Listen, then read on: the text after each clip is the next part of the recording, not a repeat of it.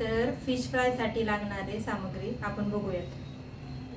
तर इथे मी घेतलाय एव्हरेस्टचा 1 चमचा मटन मसाला, हा घेतलाय गरम मसाला 1 चमचा, 1 चमचा धने पावडर आणि 1 चमचा लाल तिखट आणि 1.5 चमचा अद्रक लसूणची पेस्ट आणि अर्धा लिंबू।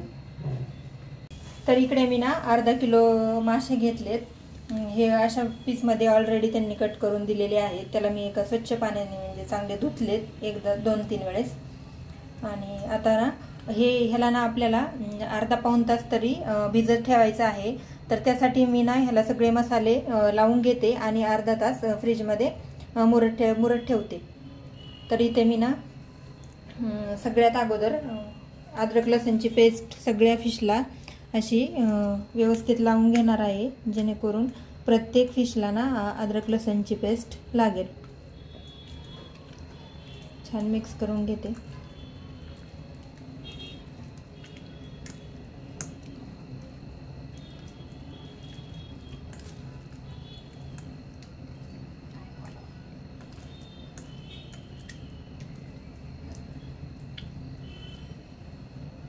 त्यानंतर आता ह्यात हे बाकीचे मसाले टाकते।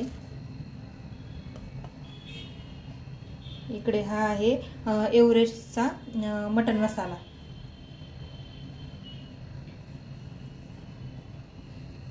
आणि हा 1 चमचा गरम मसाला, आणि हे 1 चमचा धना पावडर,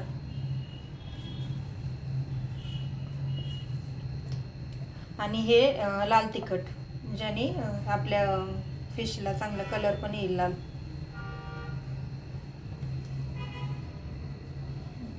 बस तेवढंच।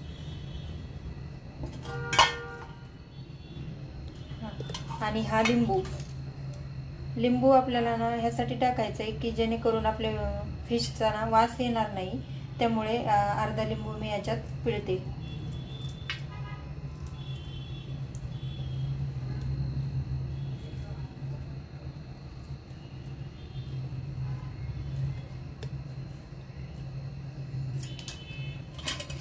आता याला मिक्स करते परत।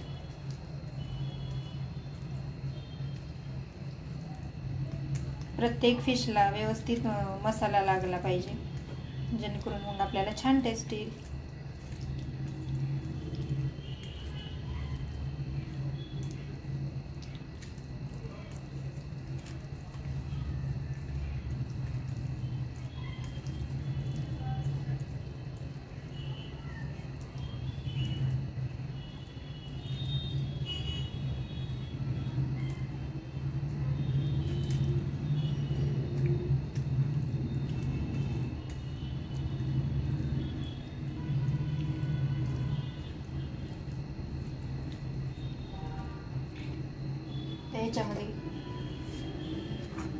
ह्याच्यामध्ये सगळे फिश काढून घेते।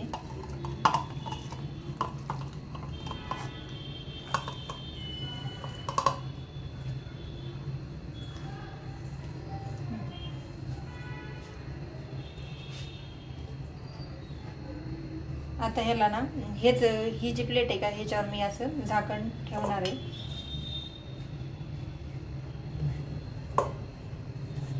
आणि ह्याला अर्धा तास फ्रीज मध्ये ठेवते आता मुरण्यासाठी।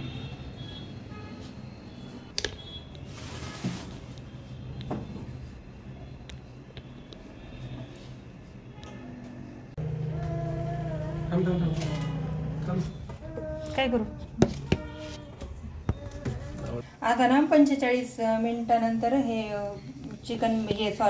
फिश मी फ्रीज मधून काढले, मस्त असे मॅरिनेट झाले। सगळा मसाला ह्याच्यामध्ये पीस मध्ये मुरलाय।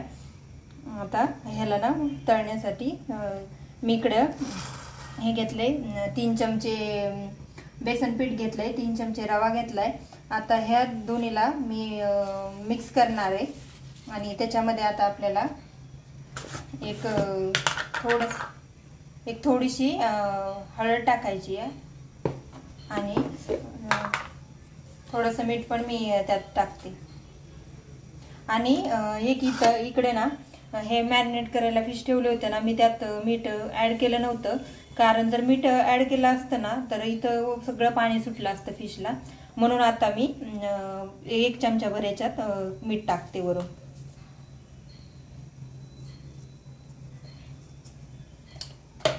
आणि आता ह्याला चांगलं मिक्स करून घेते.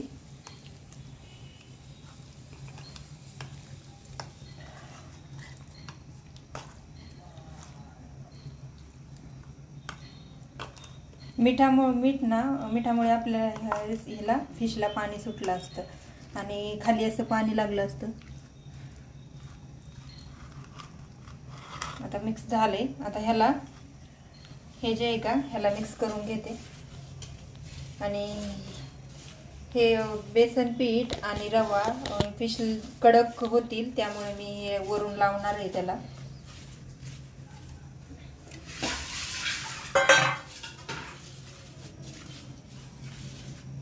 तसंच एका बाजूला मी तेल पण कढईमध्ये इकडं गरम करायला ठेवलेले.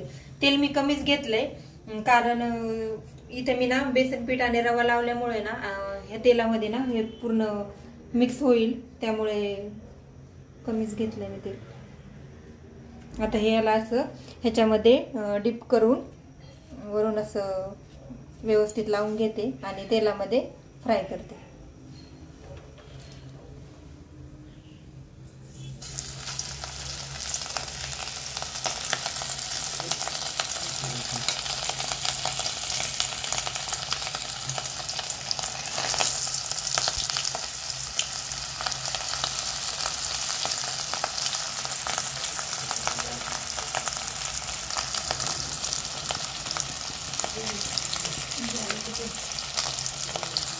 तेल मस्त असं गरम झालंय.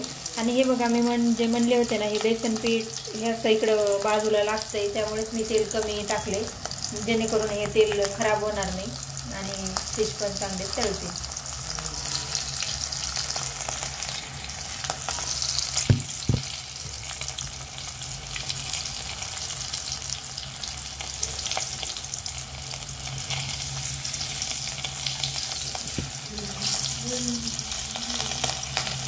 गरम असल्यामुळे जास्त वेळ नाही लागणार फ्राय करायला.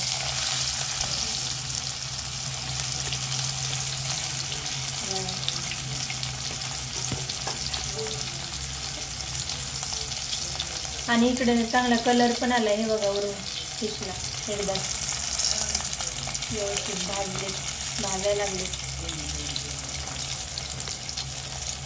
इथे थोडीशी तेल जागा आहे म्हणून मी ना बारीक पीस टाकते जेणेकरून लवकर होईल फ्राय.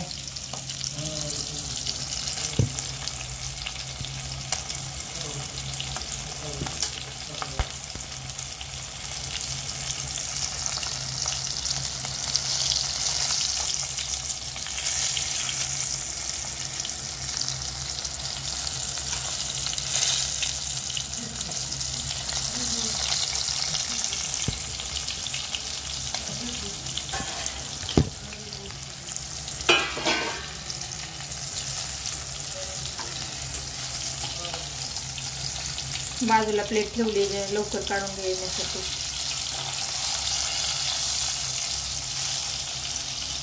दाबून बघते हे बघा चांगलं दाबल्या जाते म्हणजे ना हे छान फ्राय झाले. एक पीस वर काढूनच बघते हे शिजलंय चांगलं फिश. याला एका बाजूला प्लेटमध्ये काढून घेते.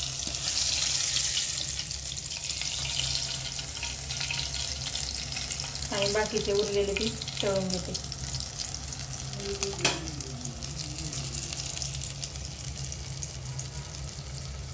मस्त असे कलर पण आलाय. जरी आपण गरम जरी नाही खाल्ले थोडेसे थंड जरी झाले ना तरी मस्त कुरकुरीतच लागते.